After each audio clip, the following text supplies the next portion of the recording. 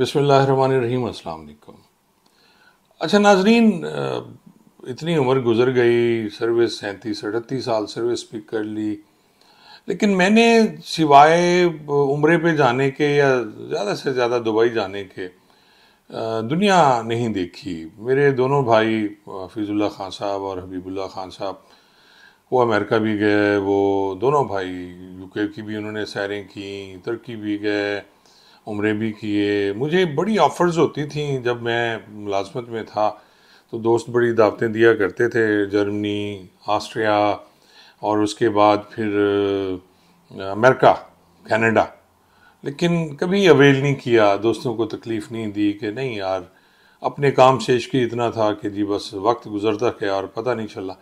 ये पुलिस का डिपार्टमेंट ऐसा ही शैतानी चक्कर है जी कि आप एक दफ़ा आप इसमें फंस जाए तो फिर निकलना आपके लिए मुश्किल हो जाता है, कि एक रूटीन लाइफ है और उसमें आप फंसते जाते हैं। वक्त के साथ साथ बच्चे बड़े हो गए और पुलिस में किसी ने आना गवारा नहीं किया, बावजूद मेरी ख्वाहिश थी कि मेरा बेटा कोई CSS करके पुलिस में ASP आए, लेकिन आ भी सकता था सुहेब, लेकिन उसे पसंद नहीं है पुलिस की जॉब। किसी मेरे बच्चों में 4 बेटे हैं, चारों को पसंद नहीं है। खैर से वो 3 दुबई हैं और एक छोटा जो है, इसने पहले बिकन हाउस मुल्तान में एजुकेशन ली, सफ़ी अज़ीज़ ख़ान जी, उसके बाद फिर उसने एडमिशन लेने का फ़ैसला किया जी लाहौर में।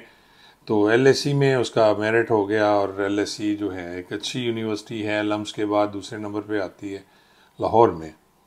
वहाँ एडमिशन हुआ तो फिर उसके रहने का मसला था। बच्चों को मैं हॉस्टल में नहीं रहने देना चाह रहा था, तो फिर मेरी मिसेज़ ने ये डिसाइड किया कि हम भी क्यों ना एक किराए का घर लेके लाहौर शिफ्ट हो जाएं। लाहौर शिफ्ट हो गए। मेरी नौकरी थी, मैं दोनों कोटमों में था। 2016 की बात है। फिर मेरी पोस्टिंग बखर हो गई। बखर के बाद फिर मेरी पोस्टिंग ननकाना हो गई, बड़ा घर। वहीं से मैं 18 में रिटायर हुआ। तो मैंने भी फिर लाहौर ही रहने का फ़ैसला कर लिया, क्योंकि लाहौर बेस्ट था। मैंने लिखना भी शुरू कर दिया था।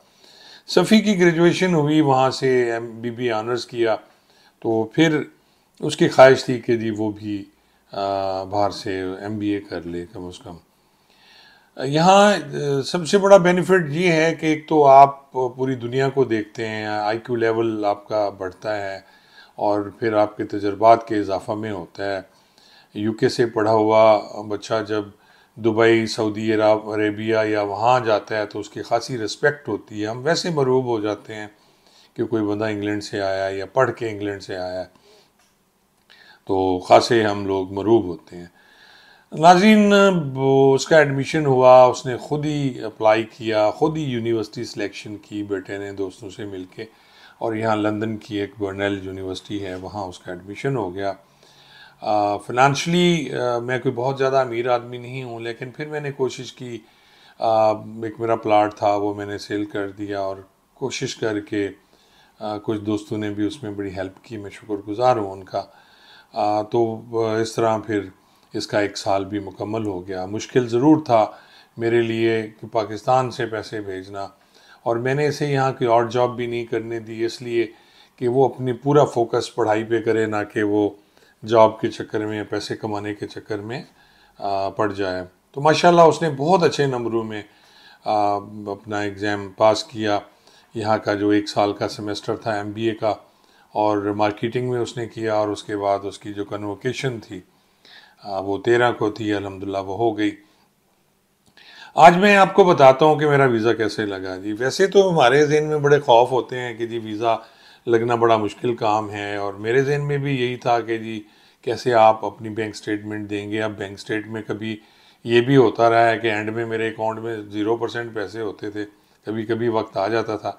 लेकिन फिर अल्हम्दुलिल्लाह वो कुछ मेरे किराया आते हैं, मेरा जो शॉप्स हैं, मौरूसी हैं, मेरी नहीं बनाई हुई, वालदैन की तरफ से जो प्लाट दिया था मुझे वाले साहब की तरफ से, उस पर मैंने कुछ शॉप्स बनाई थी, उनका रेंट आता है। कुछ और ज़मीन है उससे कुछ आ जाती है, ज़री ज़मीन के पैसे भी आ जाते हैं।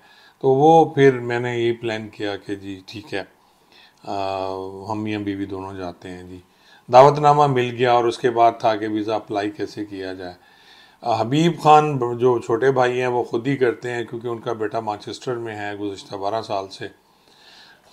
नेट पे आप खुद भी कर सकते हैं इसको, फॉर्म को फिल कर सकते हैं, इजी सा फॉर्म है। लेकिन एक चीज़ जो मैंने महसूस की है वो ये है नाजरीन के आप इनसे झूठ मत बोलें। ये जितने भी अंग्रेज़ कौम है या इस तरह के लोग हैं ये झूठ को पसंद नहीं करते। कल मेरे एक दोस्त भी बता रहे थे कि अगर आपने कुछ ऐसा कर लिया है और आपने जाके कन्फेस कर लिया है कोर्ट में तो आपको रियायत मिलती है और माफ़ी भी हो सकती है। लेकिन अगर आप झूठ बोलते हैं और झूठ बोलने के बाद प्रूव हो जाता है तो फिर आपको दुगनी सज़ा मिलती है।